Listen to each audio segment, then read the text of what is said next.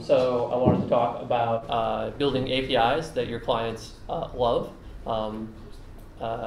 This is my attempt to kind of build an argument about why APIs are good that maybe is different than some of the arguments you've heard in the past, but maybe it's the same, and maybe I'll be kind of teaching you something you already know, and I think that would be okay too. So this is how I feel sometimes when I hear people talk about APIs, kind of just people advocating APIs and why are you advocating APIs, and APIs kind of as a thing that are intrinsically valuable. Anyway, I'm going to try to do API evangelism that's maybe a little differently flavored, and try to convince you maybe that your APIs are great and you should care about them and make good ones. And I think it's especially important as service developers to kind of understand, are you building an API that makes your client's job easy or not easy? And so maybe I'll be talking about stuff that you know and stuff that you don't anyway. So when I say API, what I'm really meaning here is that you as a business or a product team inside of a business, you own some customer data or you own some sort of process. So this is a process that may be intrinsic to your business. Rackspace sells servers, so we have the process of making new servers. This is the way that the API, the application program interface, its job essentially is to allow the customer to access your business process, or to get data out of your business that are useful in some way for them. And a lot of reasons why data might be useful, or why customers may want to perform the particular process. So for cloud servers, you have the situation where, hey, customers want servers, they want to do it automatically, but they don't want to talk to someone maybe necessarily on the phone. I think I talk about that in a little bit. But APIs are just essentially exposing the data, exposing the process to the outside world, and the clients are the people that they either want the data or they want to access the process, and you build them later. Big reasons why you would want to have APIs in the first place are things like, obviously today in the world of web, mobile, different native desktop applications, like GitHub has GitHub Windows, GitHub Mobile, GitHub Mobile Web. These are all kind of ways into the GitHub data and the GitHub processes. But there's a unified experience because GitHub essentially will build like service APIs that provide a common set of like functionality, and then the things that are built on top of that are just basically adapting that service for the particular platform. They're not actually like needing to re-implement GitHub, right? The GitHub, how I imagine GitHub works is that it has these Git repos. It does a lot of caching, and it keeps the Git repos up to date with the web cache, etc. All that is behind a GitHub API in some sense.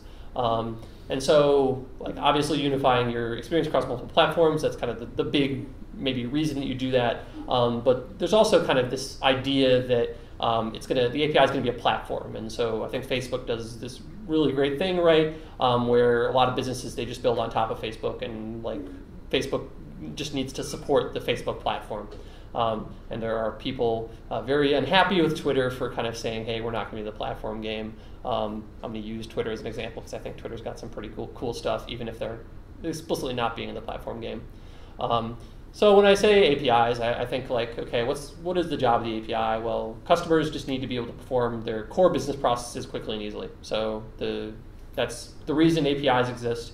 That's why we talk about APIs. That's why we build APIs. That's why we tell customers about APIs, etc. So I'll be coming back to this kind of throughout the talk. Some examples of APIs in the world. We have OpenStack, which is where you kind of make cloud servers, and OpenStack does all sorts of other stuff too, right? But I'm going to talk about Nova and Swift specifically in this talk. Even at Email and Apps Control Panel, you make mailboxes, and you turn on things for those mailboxes, and you set spam policy, you add mobile sync, etc. So I think I still remember enough about email and apps offering to be able to convincingly say that. Anyway, so Twitter is another example, and Twitter kind of their business is just all about visibility into the world. And obviously, if you've been following kind of the Ferguson events, you can see how powerful Twitter is at exposing those things about what is happening in the world. And yeah, anyway, so one thing that I think that we talk about these APIs as kind of like these special, distinct entities, but I really don't think they're that new. The thing that's new is kind of the scope, the speed, and the breadth that you're able to access the business process at. So when I talk about APIs existing to serve core business functions quickly and easily, I think that that's the big difference between someone calling up Rackspace saying, hey, I want a server, give me a server, and Rackspace saying, yeah, we'll get back to you in like 3 days, your server will exist. At some point, Rackspace decided probably that taking orders over the phone was stupid, and did a ticketing system. And so the ticketing system, hey, set up a server, you'll get notified when the server is actually online, and that's to some extent how a large amount of Rackspace still works for the dedicated hosting. But Control Panel is where you can just do this without any interaction with an actual human being, and you get your server in a minute. And so all sorts of cloud hosting providers give you the same thing. But when you think about APIs, I wouldn't think about them as really anything different than just kind of the natural progression of the speed that you're able to get your requests served at. They're not anything beyond that. It's kind of I would think about it like this, and maybe not like in like these other ways. But I've worked on front-end teams for the last 3.5 years, and I can tell you that the API is the single most important determining factor for the user experience. Maybe this is obvious, but I think it's important to be reminded. One way that I think is really cool about this is that you have Twitter. So Twitter, this is the Twitter mobile, or the web screen. So if you look at the Twitter API, well, that didn't work too well. Anyway, but I think the idea should be pretty clear here that you have different parts of the page, and these actually correspond one-to-one with calls that their API supports. So it's not like Twitter is kind of just putting things on the screen that are not supported by their API. It's that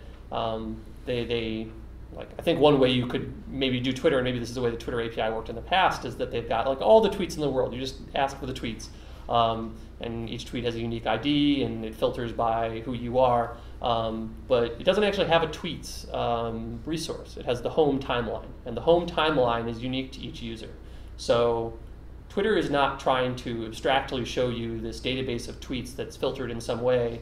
It will only kind of give you a picture into what you have specifically said is going to be your Twitter experience. So I think that's an interesting thing. Like they built their API and their homepage specifically kind of just around each other. And so the concepts that you see in the API are the concepts that are exposed on the homepage. And so similarly, here's your mobile. I had my team help me figure out how to take pictures on Android.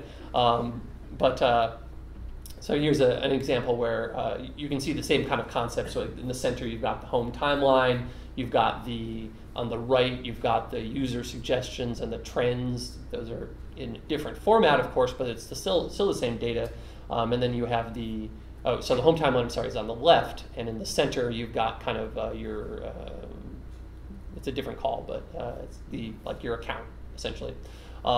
So yeah, it's kind of API shows what kind of experience that you want, and essentially that's kind of how do you build a great experience? Well, it starts kind of with the great API, and the great API is the API allows you then as a mobile developer or a web developer to adapt the data to your particular platform. So anyway, so I think I have convinced you maybe that the Twitter API is very closely tied to the Twitter experience. And so when you think about clients, like what are clients actually doing in the world? And if you're a web developer, like really what's your job? Your job is to kind of take data from various services and turn it into your glue essentially into the browser. So the browser's got the document object model. You've got CSS that allows you to change the styles in the browser. You've got JavaScript that allows you to do kind of unique behavior that modifies the document object model in different ways. But like fundamentally, your web front end is going to be doing a lot of browser-based work. And your mobile front end, you're going to be doing kind of native application programming for Android, iOS, or maybe you're doing mobile web. Who knows? You're doing these things that are, but ultimately their job is to be specialists in the browser model, in the Android model, in the iOS model, in mobile web. I think probably actually the mobile web people would tell you that they're no different than the web front end. I certainly hope we can get there. But clients, the kind of clients you have, and when you have a company like Rackspace that has kind of the service teams and the front end teams, your front-end teams are going to be pretty good at one of these things. Their job is kind of, they'll be living and breathing, transforming services into the document object model and interaction that way. There are also SDKs, which is kind of a certain type of client, which is where you're essentially providing programmatic interface for Python, Ruby, Java, etc. These are very specific to what they're being used for. I don't know that they're a full client in the same way that I say that document object model is an actual skill area. Anyway, so yeah, these are the web front-end team is going to be pretty good at HTML5, CSS, JavaScript, mobile front-end, good at the native apps, and yeah. So pretty much all the time, if you're a front-end team and you're working kind of 100% on your HTML5, CSS, and JavaScript, then you're having a good time. Your job is you're translating that service into the browser, and that's what you should be spending your time with. Things like business logic, maybe you shouldn't be spending your time with. Maybe that's better to live somewhere else, but I'll talk about that. I do understand, well, anyway, so I'll talk about that at the end. So Cloud Control Panel, that's kind of the team I've been on for the last 3.5 years. Customers are all about using it to basically provision resources. So provision resources and then see how am I being billed for those resources, and then dealing with Rackspace in some way that has to do with like abnormal interaction with their environment. Like maybe Rackspace is going to be taking their server offline for an evening for some purpose, and that's automated through a ticketing system. So kind of the big three are provisioning, checking billing, and then kind of interacting with the company in other ways. So that's kind of, most of my examples would be from that. I'll try to pull out some from the email and apps control panel because I do think I have some view of that world, but you can tell me later that I'm wrong. But really our job in the Cloud Control Panel is to integrate with various concepts that have somehow made it into HTTP. So hypervisors, you know your hypervisors, right? You've got your Zen server hypervisor, KVM, etc. Now hypervisors are interesting because they're actually their own API into like the Linux kernel in KVM's case, right? So you look at KVM's documentation, it's got 40 to 50 different things you can do in order to create a virtualized instance inside the Linux kernel. And so it's got its own API. It exists as an API. Problem is the browser can't access that. Your SDK can't access that. And so the idea is that, hey, if we use HTTP, this can be this kind of like common clearinghouse for every API, or every client in the world can understand HTTP. That's one of the big kind of benefits of HTTP is that like no matter what platform you're on, you can consume it. This is different than things like Corba, if you ever did Corba, or Java JNI. So these were very language-specific bindings, and so kind of HTTP allows you to have a language-agnostic binding. So anyway, the HTTP, great thing, one of the big success stories of the web. But fundamentally, what these things are doing are they're wrapping these other services, SAN, storage area networks. They're wrapping software-defined networking products. Our tickets API is written in MongoDB, and so when you list tickets, it's doing a MongoDB query, and then it's turning that back into HTTP. So really, like a control panel is kind of a front-end team, right? And we're exposing kind of a number of different services, but these services are actually just wrapping their own services. So and at some point you get down to the C API, and everything's awesome, and someone's doing some real work down there somewhere. But I do think that this, just because I don't think it's an arbitrary distinction that you have a service that's acting over HTTP. I do think that is the place where the great user experience comes from. And if you're wrapping KVM, I understand that you can do a lot more than just wrap KVM over HTTP if you're a service. I think you can actually get towards the automating how clients interact with core business processes. And I think there are kind of two questions here. Like, are you spending your time automating client interaction with the business, or are you spending your time wrapping some other API over HTTP? So I think that you're going to have a really good time if it's like kind of like Maslow's hierarchy of needs in some sense, right? You like maybe L1 API, it works. L2 API, you've exposed all of the various features of what you're looking for over HTTP, and then L3, you're actually thinking about like what kind of ways, what is the customer like actually trying to do, and how are we making that job easy or not, versus possible or not. And so my contention is that service teams should spend a lot of time thinking about how clients interact, as opposed to how they can just kind of get to doing it. So I do think that we as a company can do better. I understand that I think there's all sorts of reasons why maybe we don't do better, but I think we could do better, and I think we should do better. Yeah, how's that? So I think this is a legitimate question. Well, why should you actually be better? If you're sitting around kind of wrapping things, turning an HTTP, I think that there is value in that. I think that you can get customer value out of that. I don't think that's a problem at all. And I do understand that service teams have a lot more to do than to like climb up the API like hierarchy of needs, right? They've got their own servers to keep up. They got to care about data plane. They got to make sure the servers stay on, et cetera, et cetera. So there are real reasons why maybe you don't have time to do better. But I do think that I do think we can do better, and I think that it's good to at least know how you could do better. But I do think you end up with happier customers. I think that we as a control panel, we kind of expose the deficiencies of a service, and customers will ask questions like, well, I want all of my bill, and how do you get all of your bill when you've kind of put it all behind a deeply paginated API? It's pretty hard. Faster time to market, I think this is a real thing. I think the service teams can do a lot in order to make the front-end teams go faster.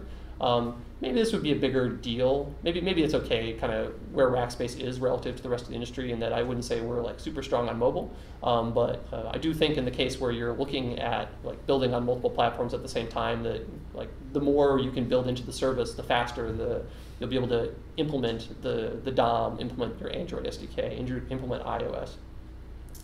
And I think the ultimate goal, and this is kind of the rest dream, is that your front end and your back end, so your client and your service, are improving separately. So the service can change kind of any of its code as long as the contract stays the same. So it won't require any updates to business logic that clients have used. It won't require you can just kind of invisibly change these concepts, and a well-written client will just kind of be able to adapt. And when I say improve separately, I mean, I think the back end is working on kind of the automation and the exposition of your core business processes. And your front end is really just working on kind of browser, HTML, like you're doing your best job at being a web front end. I mean, you're not building logic into your front end that then gets coupled to various states of how the back end works. You really want kind of a well-written service can get it so that the clients can improve and do better at their own job without your involvement. So kind of that's the pitch for why be better. I definitely understand why sometimes like these things that I'm going to talk about are not on anyone's top of their priority list. But I do think it is important to know like how you could do better if you wanted to. So I'm going to take some examples maybe from the world of the Cloud Control Panel and talk about that. So that's just because that's been my life for the last 3.5 years, and I think I can give you some compelling arguments about, or some examples that maybe could be done better. And I don't think that this is actually not unusual. Some of them, I talked a little bit to Andrew Lasky, and he's kind of like, yeah, someone's got a completely new API spec that talks about exactly this thing. So I don't think this is just me kind of talking. Anyway, so, but I want to raise awareness kind of about like what could be. So for Cloud Control Panel customers, let's just kind of toss out ticketing and toss out billing for a little bit, because I think that there's enough interesting things just kind of with the provisioning piece. So clients to the control panel, they really just kind of want to make new resources, and they want to do things to their existing resources. So provisioning new resources is kind of situation where like you want some sort of application configuration, and it's up to the control panel to enable you to like buy the server or set of servers that you want from Rackspace. I think that there's probably an element where we're also exposing what configurations are possible. Let's kind of table that for now, because I don't think that's only a service question. But we have this situation where, hey, you want to make a server or a set of servers, and they have to behave in a certain kind of way. And so, okay, cool. And then you've got kind of your existing configuration, and it's misbehaving for some reason, and you have to do something to it. So kind of things that clients care about, and I'm going to talk about the first two. I've got a very long blog post where I talk about all of these, but the third one we're not going to talk about. So the kind of things that clients are looking for when they're doing provisioning actions is that they want to find the resource that they care about in some sense. Like they want to, like so I'll talk about this in a bit, but you've got some database out there that is assigning my website to some UUID, and that UUID that UUID is the key in your system about what hypervisor that my instance lives on, et cetera, et cetera. It's how you do everything. But in order to do anything as a client, I've got to figure out what that UUID is so that I can perform the actions that I care about. So just determining what resource in my brain corresponds to the resource in your system is this action that a client has to do. And it's not easy in the case where you've got more than one resource. Similarly, you're logging in to do, you're trying to do something to your resources. Are you allowed to do it? Maybe there's a situation where you're not a fully authenticated user. You are so Rackspace Cloud Identity has this concept of an observer. Am I allowed to reboot a server? I don't know. I guess we'll have to figure out, we'll have to look at you and do some business logic to determine whether or not you're allowed to do that reboot action. So clients do care about whether or not they are allowed to perform actions as well. And did my request complete? I tossed this from the talk because the talk was getting too long anyway, so we're not going to talk about that. But they do care about long-running requests when you initiate a request. This is specific to provisioning actions. You reboot a server, takes a while for a server to reboot. You build a server, takes a while for a server to build. How do you see that it finished? That's usually something they care about too. And I single these three out because I think these are the things where I see the biggest deficiencies in OpenStack APIs. Maybe this isn't true for email and apps, but I think that probably these concerns are probably similar. So, like I said, your system, you got a UUID. To me, it's a website. I'm trying to reboot my website. I'm not trying to reboot my UUID, so I've got to figure out how to translate the website into the UUID to do anything as a client. Whether or not that's in a browser, I see the, so the control panel says, okay, we'll list all of your instances, et cetera, so it knows what UUIDs and it does all the mapping for you. Me as a customer using the browser, I still have to do that. Us as control panel developers who have to present that to you, we're just essentially showing what the service provides and doing this mapping for you. But fundamentally, it doesn't change the interaction where you're looking at the service and you're trying to figure out what is the UUID, what's the resource that I care about in my brain. People aren't going to their control panel to discover new things about their infrastructure. The control panel is just exposing things that are existing, providing customer value, and we've got this kind of crazy data model view of the world, which just so happens to be how you do anything, right? But they're not going to the control panel like they're going to Twitter to discover new things. They're going to the control panel to manage existing things. So I'll talk about Cloud Files and Swift here. And some things that are important for Cloud Files and Swift is just the data model. So containers are one thing in the system, and containers have objects inside of them. So objects are binary data. They have names, they're contained files. The big reason why you would use Cloud Files is that it gets synced to Akamai CDN. So if you upload something, it will be given a CDN URL, and then you can serve it from your website. So awesome, this is a great thing that you can do. There are a lot of other reasons to use Cloud Files, and I'm just going to kind of toss those for now. All the things that I talk about in terms of finding a resource are still important for that anyway. So what this looks like in the control panel is that you have a large number of files, or a large number of objects. And the experience is that you get a list of objects associated with a container, and this is container LB85871, davehking.com, April 2013. This is when I had my website behind Cloud Load Balancer. I do not do that anymore. But you get a list of all the objects, and that's how your view of the system is. So when I'm trying to interact with this are load balancer logs, right? I probably care about a specific day. So, okay, I'm going to the control panel. I'm not looking for the object. What is this? This is LB8, whatever, the object name, right? I'm not looking for that. That doesn't make any sense to me. I'm looking for a specific day. So I'm trying to find the resource that corresponds to my idea of what what is in this container, and it happens to be load balancer logs. Anyway, so a pretty common reason that people will come to the site is to upload a new file and then purge it. So upload a new file, purge it. We'll make sure that customers get the new copy when they go to their website, go to the website that uses the CDN. So kind of step one is to find the container associated with your CDN URL. A lot of customers will use a lot of different containers that have to do with different websites that they may administer. And step two is to find the object with the container associated with the file. So Reach has, we've got containers filled with thousands of objects because they correspond to all of our JavaScript and CSS that we've built in the last year. So we don't clean out a lot. Maybe we clean out every 30 days. Anyway, we get a lot of files in 30 days. So customers kind of have a similar thing. You've got these containers and you put pretty much every object in the world into it. And so now if you've got a file that you're updating, like you were uploading some sort of PDF on your website, you upload the file and then you have to purge it. So you have to find the file in your system in order to actually purge it.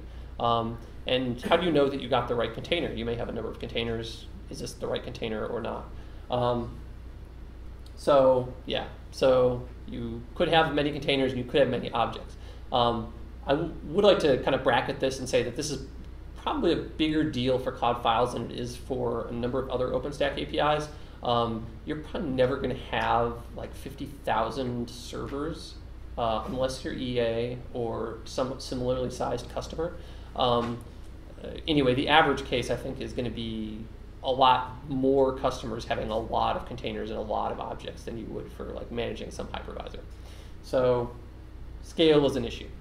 So what does the API provide? The API provides, if you want to find a container, you have to page through all containers. That's all you get. So if you have, I think you can go kind of 1,000 at once. But one of the big kind of reasons that you interact with Cloud Files is like you use SDKs a lot. I think that we use, Rackspace uses Cloud Files in a lot of ways for backups. So you've got your SDKs and your SDKs are going to programmatically do this and they're going to handle a lot of the pagination.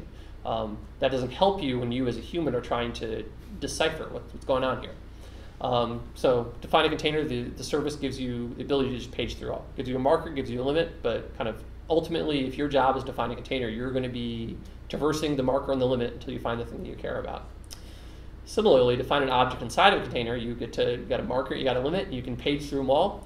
Or this is kind of nice, you can use a prefix search. Prefix search is kind of cool. However, prefix search is kind of obviously a select where name like whatever ampersand in MySQL. So this is kind of like the lowest effort kind of search that the API can provide, which is, I suppose, nice, but doesn't really do the job.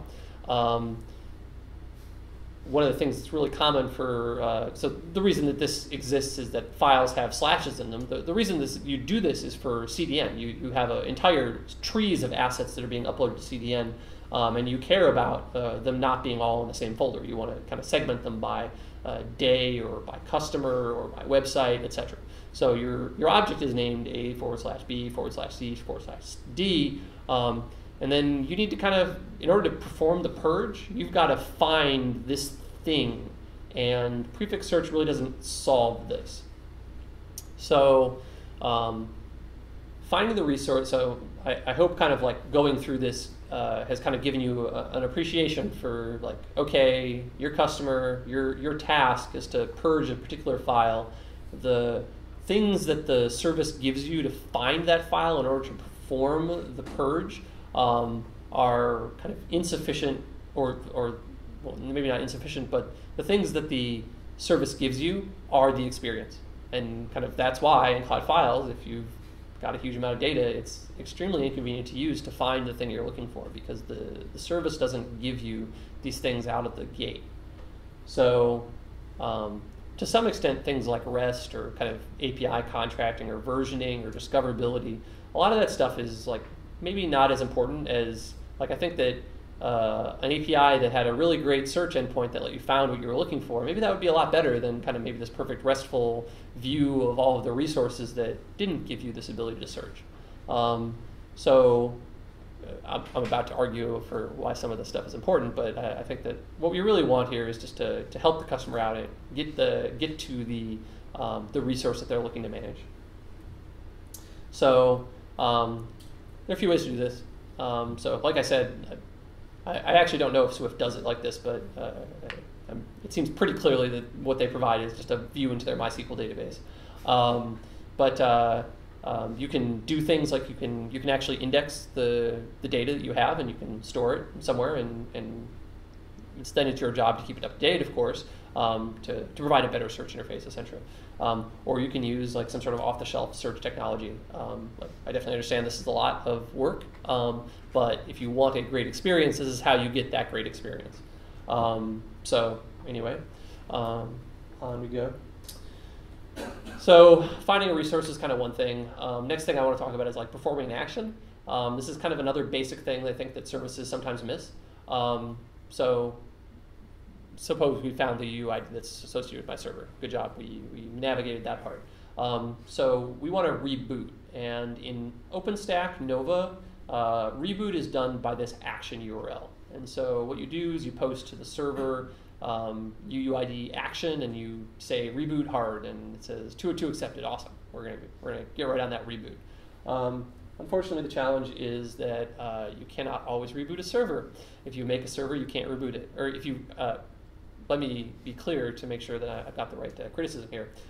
If you spin up a new server, you can't reboot it because it's building. It's just not in a state where it can be rebooted. If you're taking a snapshot of a server, you want to save it and spin it up in other ways in the future, you can't reboot the server then because we've already got kind of this process that's running on the server. If we're resizing a server, similarly, we've got a long-running process on the server, we can't reboot it at this exact moment. We can reboot it later, we can't reboot it now. So the way that OpenStack handles this is that you submit the request and it says no.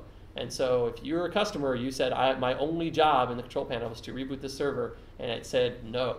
So now I've got to wait, and I've got to make that request again. So this is obviously kind of silly, but I think this is a pretty natural consequence of how OpenStack handles state. OpenStack will reify kind of these long-running processes on the server into the state, and then it's the client's job to figure out, like, can I reboot in this case? Can I resize in this case? Can I image in this case? Turns out you can always pretty much rename. You can pretty much, anyway, so it's like, it's complicated. If you read my blog post, you know kind of what's going to come up here. But pretty much the job is you've got this status, and you've got to figure out as a client if you're allowed to do this thing that you're going to do. Maybe this doesn't actually help too much in the context of the customers going to the control panel and is trying to do something, right? You've got this situation where, like, even if it says, no, you can't do it now, you're still waiting, right? So maybe not the best, but anyway, I just kind of want to, the idea here is that by even knowing how to disable that button, you have to know so much about the state that a compute instance is in. So you've got to code a lot of stuff in. So you can go to the OpenStack website, and they've got this is legitimate, and it's not that obviously easy to. This is from their wiki page. This is totally expected. So pretty much what they have is they've got this kind of state diagram, and if a server is in a current state, then you can go into other states, and so pretty cool. If you've got a client, you've got to code all this into your client. So what's kind of crazy is that, like Roy Fielding came up with how do you solve this? REST is kind of the idea that the state of your resources is exposed to hypertext. So one way to do better, so if you don't have a way of knowing like what transitions are possible except through out-of-band information, you're going to be coding this into your client, and you're going to be coding it into every client that exists. So yeah, anyway, okay, yeah, so I want to talk about business logic. I don't think, is Rosemary here? Anyway, so here's another example of out-of-band information that needs to be built into the client, but probably shouldn't. We have this resize feature in OpenStack. Resize is kind of awful for a number of reasons, because you have to redo the disk. And so it's a long-running action. It can fail, etc. We do attempt at the control panel to prevent certain classes of situations, but we have some leaky state transitions that have made it into the logic about whether or not we enable or disable this button. And we keep adding logic because very naturally we're trying to expose kind of what the business rule is that lives server side, like whether or not a request will succeed or not. So just. I don't think anyone is defending this, right? Like just so you know. But this is kind of a natural consequence of a representation of your state in a status as opposed to as making the state transitions available to clients through HTTP. So just I think it's easy to kind of slam on APIs, say, hey, you can do this better. But I think that it's not just this API. I think there's this whole kind of class of thinking about your service and what it provides. And if you think as a API builder, how can I make it so it's easy for our customers to know what actions they can do at an individual point? I think you're going to get to a better design than something like this, for example. So easy for me to say the logic should live server side. It should. But here's an example of doing it better. And this is like, honestly, I was when I was thinking about this before I started writing this huge blog post about maybe why these APIs shouldn't be RESTful at all, and then I just discovered, oh, they really should just be actually RESTful. And so I think it's easy to kind of hear James Morgan talk about how discoverability is a great thing, and this is kind of to me where I got the aha, discoverability is really important. You get a server and it's got links to what other states it can go into. It's currently an active state. It can be linked into hard reboot state or soft reboot state. But if you're not allowed to soft reboot, you just don't have a link to your soft reboot. So this is kind of where you have a resource that you're keeping track of, and this resource it's in some state. It can go into some other states, and your API is allowing you to show what states it can go into, as opposed to relying on your client to code in kind of big crazy diagram. So REST is all about representational state transfer. You're transferring things from one state to another, and it's discoverable through the API. I think this is a pretty solid argument for discoverability. I think you could. I think that people should do this. Probably the way that I described it at first makes it pretty clear that maybe we could have some queuing mechanism for actions that were going to be applied to an instance. You make a reboot request and it goes into kind of the set of pending actions, and it will happen in the future. And then you have a list of things that are associated with the instance that have or have not been done. And there's actually a proposal for the Nova API that does exactly this. I don't know how serious that proposal is, but people are talking about this sort of thing. Okay, so I've talked a little bit about how service teams need to do better, and I do want to acknowledge that maybe sometimes the clients have to do the work. But I'm going to argue this is where I see the distinction, and I had a discussion with the apps control panel team about this, and so if you're on the apps control panel team, you're going to hear kind of the same thing that I told you before. But we have this action batch delete in the control panel. Shameless plug, this was one of my hackathons. But you can delete multiple things at once. So I'm going to say kind of that this is a situation where, I don't really need the service to build me a bulk delete endpoint. I think that as a browser programmer, doing things to multiple actions, orchestrating them, I think that that's kind of like totally within the wheelhouse. Building widgets that do that kind of instrumentation, that's totally great. Like that's the kind of thing that maybe that teams should be doing. And if you think about it, the kind of batch action pattern that works on the browser is going to be really different on mobile. And so really the job here is the client is instrumenting the batch action as opposed to the client saying, hey, I've got, like these set of databases together are this like thing, and the service should manage all actions for that thing. So here's an example where I think clients should kind of do the work, build the widgets, and own the logic. If I talk about APIs being there to make you able to do core business processes and data, access data, I can't really tell you that managing multiple database instances at once is something that absolutely should live in the service. So definitely that should be, in this case, I think this is something that should live in the clients, and it's up to the clients to figure out how to orchestrate those at once. Now I'm going to take an example from email and apps as well here. But I do think sometimes bulk actions make sense. I think you've got a container and it's got a number of objects inside of it.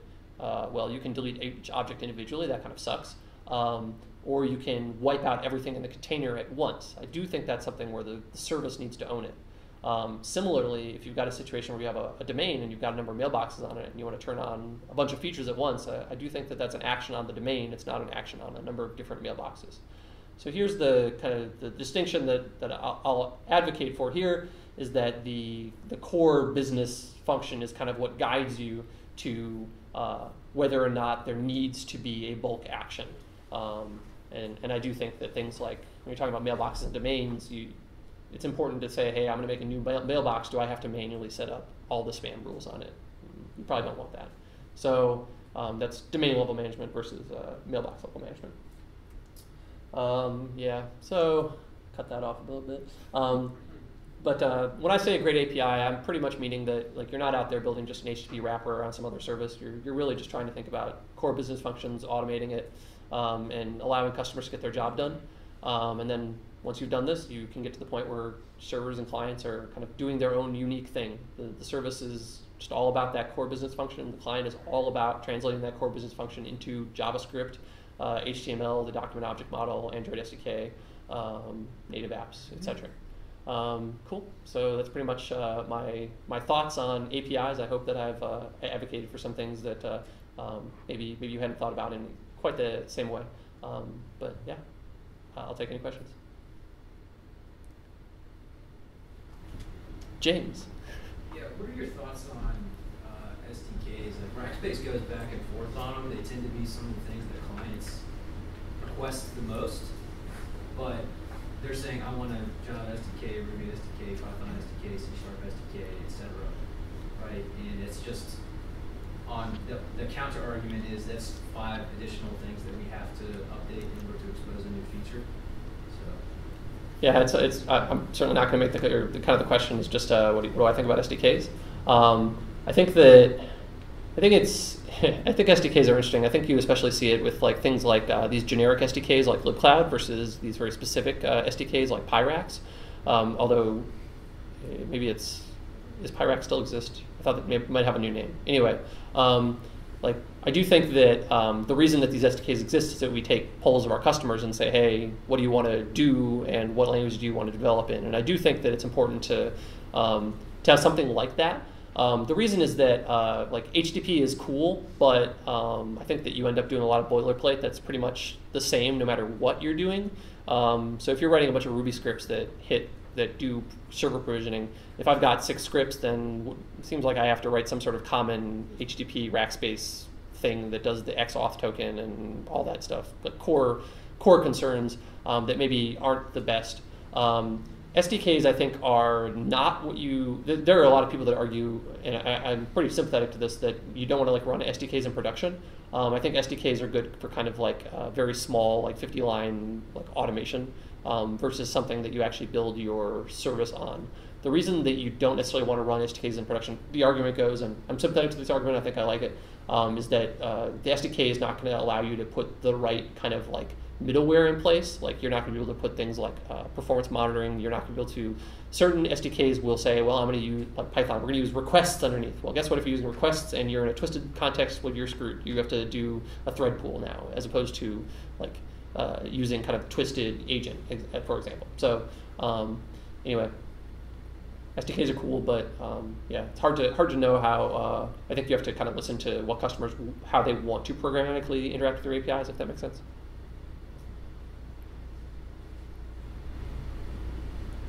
Other questions? Things I got wrong? I do, yeah. So when you were talking about kind of bulk actions, I think the difference we had was the bulk delete is very much kind of independent actions that can be, right? It's okay for 9 of the servers to be deleted successfully and 1 of them to fail. Whereas if you have something like update an entire domain's worth of mailboxes, they need to all work, right? Right. But that also, I mean, I've seen cases where the APIs that we use will have,